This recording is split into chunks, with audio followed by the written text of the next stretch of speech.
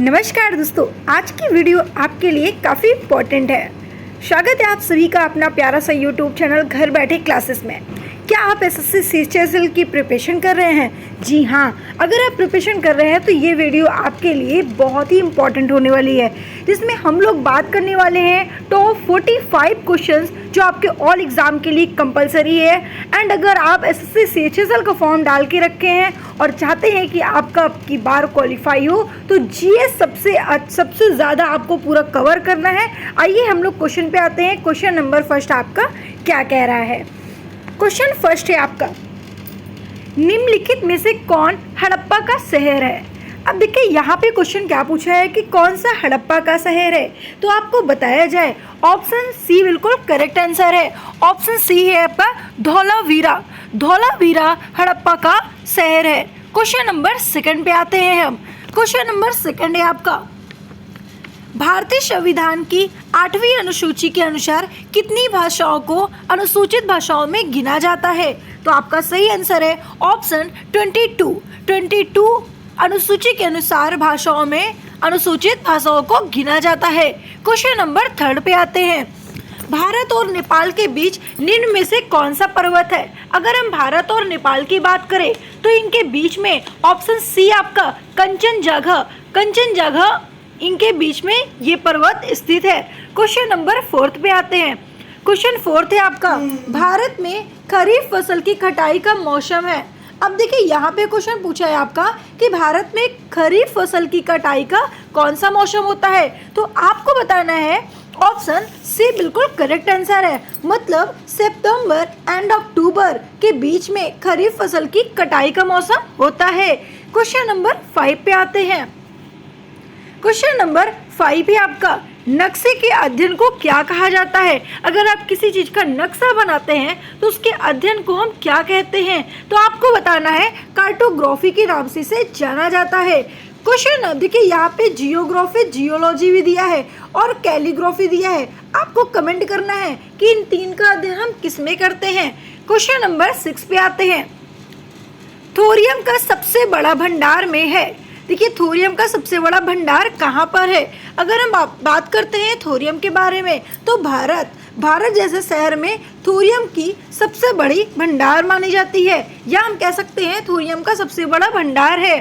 Question number 7 पे आते हैं, हिंद महासागर में सबसे छोटा द्वीप देश कौन सा है? देखिए अगर हिंद महासागर की बात की जाए तो मालदीव जो सबसे छोटा द्वीप देश है। क्वेश्चन नंबर 8 पे आते हैं। क्वेश्चन नंबर आपका 8 कह रहा है, भारत का कच्छ का रण किसके लिए प्रसिद्ध है? अब हम बात करने वाले हैं कि भारत का कच्छ का रण किसके लिए प्रसिद्ध है, तो आपको बताना है ऑप्शन ए नंबर बिल्कुल करेक्ट आंसर है। ज्वार और भाटा और फ्लैट के लिए आपका कच्छ और रण प्रसिद्ध है। क्वेश्चन नंबर 9 पे आते हैं। क्वेश्चन 9 है आपका, पृथ्वी की स्थिति क्या कहलाती है जब ये सूर्य के सबसे अधिक दूरी पर होती है? अब क्वेश्चन को थोड़ा समझिएगा।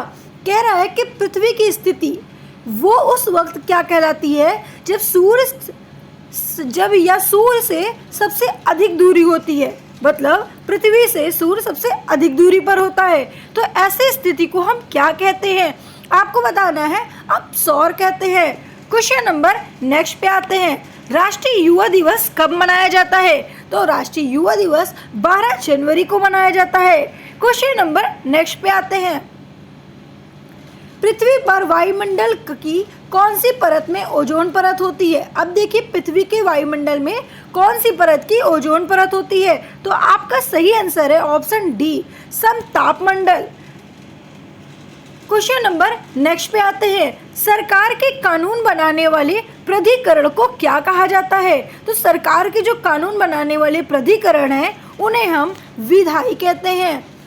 अगर ऐसे ही क्वेश्चन आपको देखना है और साथ ही साथ आप कंपटीशन की प्रिपरेशन कर रहे हैं तो घर बैठे क्लासेस में आप बिल्कुल क्लास कर सकते हैं, जिसमें आपको जैसे आपकी कोई वैकेंसी आती है वैसे ही आपको उस टॉपिक को लेकर मतलब उस वैकेंसी को लेकर आपके क्यूज प्रैक्टिस बराबर चलता है। इसलिए अगर आपने अभी तक चैनल को सब्सक्राइब नहीं किया तो जल्दी से चैनल को सब्सक्राइब कर दीजिए।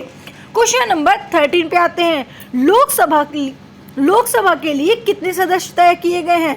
अब आपको बताना है कि लोकसभा के लिए कितने सदस्य हैं। तो 13 का आंसर है ऑप्शन सी नंबर, मतलब 552 सदस्य। क्वेश्चन नंबर नेक्स्ट पे आते हैं 14। विश्व पर्यटन दिवस कब मनाया जाता है? अगर हम विश्व पर्यटन दिवस की बात करते हैं तो 27 सितंबर को विश्व पर्यटन दिवस मनाया जाता है। क्वेश्चन नंबर 15 पे आते हैं। सामान्यतः संसद किस प्रकार का सत्र आयोजित करती है? अब यहाँ पे बात कर रहे हैं कि सामान्यतः संसद किस प्रकार का सत्र आयोजित करती है। बजट सत्र, मानसून सत्र, शीतकालीन सत्र या फिर तीनों, उपयुक्त सभी। तो आपका सही आंसर है ऑप्शन डी, उपयुक्त सभी। क्वेश्चन नंबर 16 पे आते हैं। वायुमंडल की पहली परत को क्या कहा जाता है? तो वायुमंडल की पहली परत को हम लोग क्षोभ मंडल कहते हैं। फिर आपका कौन सा मंडल आता है? समताप मंडल आता है, मतलब कि ट्रोपोस्फियर क्षोभ मंडल कहा जाता है। क्वेश्चन नंबर 17 पे आते हैं। राजा राम मोहन राय को युग दूत किसने कहा था? ये अच्छा क्वेश्चन है आपका। युग दूत राजा राम मोहन को किसने कहा था? आपको बताना है सुभाष चंद्र बोस ने कहा था। क्वेश्चन नंबर 18 पे आते हैं। लोकसभा के पहले अध्यक्ष कौन थे? तो भाई लोकसभा के पहले अध्यक्ष जीवी मावलंकर जी थे। जीवी मावलंकर जी जो लोकसभा के पहले अध्यक्ष बने थे। क्वेश्चन नंबर 19 पे आते हैं। भारत के उपराष्ट्रपति बनने के लिए न्यूनतम आयु कितनी होनी चाहिए? जी हाँ, क्वेश्चन है आपका कि भारत के उपराष्ट्रपति बनने के लिए न्यूनतम आयु कितनी होनी चाहिए। आपको बताना है 36 वर्ष होनी चाहिए, मतलब 36 वर्ष होनी चाहिए। क्वेश्चन नंबर 20 पे आते हैं। अष्टाध्यायी किसके द्वारा लिखा जाता है? अगर हम अष्टाध्यायी की बात करते हैं तो ऑप्शन बी बिल्कुल करेक्ट आंसर है, पढ़नी के द्वारा लिखा जाता है। क्वेश्चन नंबर नेक्स्ट पे आते हैं। क्वेश्चन नंबर 21 है आपका। अलमाती बांध किस नदी पर बना है? अगर अलमाती बांध की हम बात करते हैं तो आपको बताना है कृष्णा, मतलब कि कृष्णा नदी जो अलमाती बांध पर बना है। क्वेश्चन नंबर 22 पे आते हैं। शावाना घास का मैदान किस देश में है? और आपको इसका आंसर मालूम होना चाहिए और शायद कुछ स्टूडेंट को मालूम भी होगा कि शावाना घास का मैदान किस देश में है। तो आपको बताना है अफ्रीका। अफ्रीका में शावाना घास का मैदान स्थित है। क्वेश्चन नंबर 23 पे आते हैं। वैशाली में विश्व का पहला गणराज्य किसके द्वारा स्थापित किया गया था? तो आपको बताना है लिच्छवी द्वारा। लिच्छवी द्वारा जस्ट वे लिच्छवी द्वारा जो वैशाली में विश्व का पहला गणराज्य हुआ था। क्वेश्चन नंबर 24 पे आते हैं। मेरा संघर्ष पुस्तक के लेखक कौन है? अब मेरा संघर्ष पुस्तक के लेखक की बात करें तो आपको पता होना चाहिए ऑप्शन ए हिटलर। हिटलर जो मेरा संघर्ष पुस्तक के लेखक माने जाते हैं। क्वेश्चन नंबर 25 पे आते हैं। क्वेश्चन 25 है आपका। भारत में नालंदा विश्वविद्यालय किस राज्य में है? अगर हम बात करें कि नालंदा विश्वविद्यालय किस राज्य में है तो आपको बताना है बिहार। बिहार में है। क्वेश्चन नंबर 26 पे आते हैं। विश्व मधुमेह दिवस कब मनाया जाता है? विश्व मधुमेह दिवस 14 नवंबर को मनाया जाता है। अब क्वेश्चन नंबर हम आते हैं नेक्स्ट पे। क्वेश्चन नंबर नेक्स्ट है आपका। भारत में पहला मुगल उद्यान किसने बनाया था? अब देखिए क्वेश्चन है आपका कि भारत में पहला मुगल उद्यान किसने बनाया था? अगर हम बात करते हैं तो ऑप्शन ए बिल्कुल करेक्ट आंसर है, बाबर ने जो पहला मुगल उद्यान बनाया था। क्वेश्चन नंबर 28 पे आते हैं। उत्तर भारत में चांदी का सिक्का टका जारी करने वाला शासक था।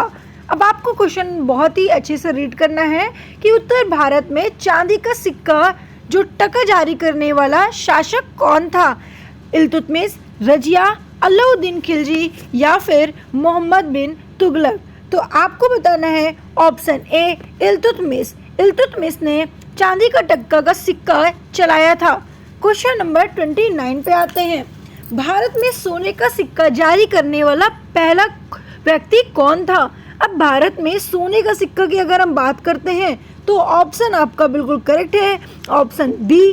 क्वेश्चन नंबर 29 का ऑप्शन बी बिल्कुल करेक्ट है, कुषाण। जो भारत में सोने का सिक्का जारी करने वाले पहले थे। क्वेश्चन नंबर 30 पे आते हैं। मुखौटा किस राज्य का लोक नृत्य है? अगर मुखौटा की हम बात करते हैं तो ऑप्शन ए बिल्कुल करेक्ट आंसर है, अरुणाचल प्रदेश। अरुणाचल प्रदेश का ये नृत्य है। क्वेश्चन नंबर 31 पे आते हैं। क्वेश्चन नंबर 31 है आपका, मोरक्को का यात्री इब्न बतूता किसके शासन में भारत आया था?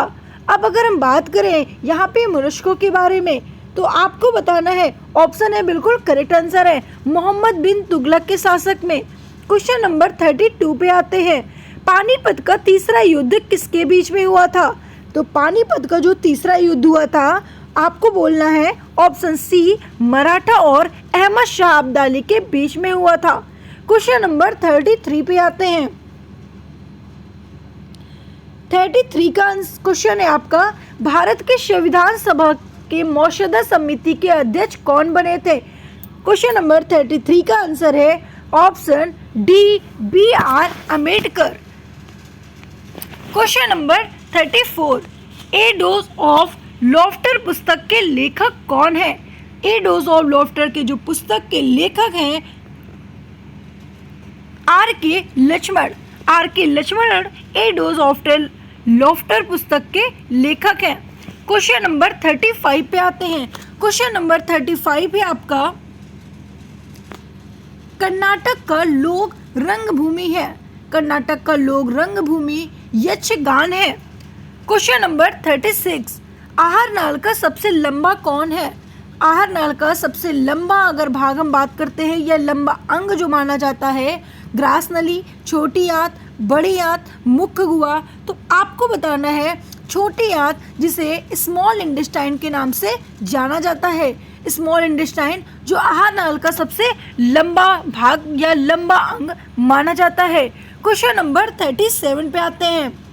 पृथ्वी की सतह के नीचे पिघली हुई चट्टान को क्या कहा जाता है? अब थोड़ा ध्यान से समझिएगा, पृथ्वी की सतह के नीचे पिघली हुई चट्टान की बात यहाँ पे कर रहा है, तो पदार्थ ऑप्शन में दिया है, तो पदार्थ को आप बिल्कुल आप रॉन्ग कर दीजिए क्योंकि ये आंसर हो नहीं सकता। फिर उसके बाद आता है आपका ऑप्शन डी, जल। जल भी नहीं होगा, तो बचा आपका लावा और मैग्मा। तो आपको डिसाइड करना है कि क्या होगा इसका आंसर। 37 का आपका आंसर है option C, magma. Question number 38 पे आते हैं। लाइकेन किन दो बीज के संबंध है? अगर लाइकेन की बात करें तो लाइकेन की स्टडी लाइकेनोलॉजी में की जाती है, और ये शैवाल मतलब एल्गी और कवक मीन्स की एल्गी एंड फंगस के बीच का संबंध है, मतलब एल्गी एंड फंगस से ही लाइकेन का निर्माण हुआ है। क्वेश्चन नंबर 39 पे आते हैं। निम्नलिखित में से कौन संयोजी ऊतक नहीं है? अब संयोजी ऊतक की बात कर रहे हैं, मीन्स की कनेक्टिव टिश्यू नहीं है, तो 39 का आंसर है आपका ऑप्शन डी, कंकाल। कंकाल आपका कनेक्टिव टिश्यू नहीं है। हड्डी को भी कनेक्टिव टिश्यू में रखा गया है, उपास्थि भी आपके इसी में आएंगे, और ब्लड को भी कनेक्टिव टिश्यू कहा गया है। क्वेश्चन नंबर नेक्स्ट पे आते हैं। पक्षियों द्वारा परागण की प्रक्रिया को क्या कहा जाता है? जो पक्षी होते हैं वो जो परागण करते हैं उन प्रक्रिया को हम क्या कहते हैं? तो आपको बताना है ऑप्शन डी, मतलब ऑर्निथोफिली। ऑर्निथोफिली के अंतर्गत हम पक्षियों द्वारा परागण की प्रक्रिया को ऑर्निथोफिली कहते हैं। Next question,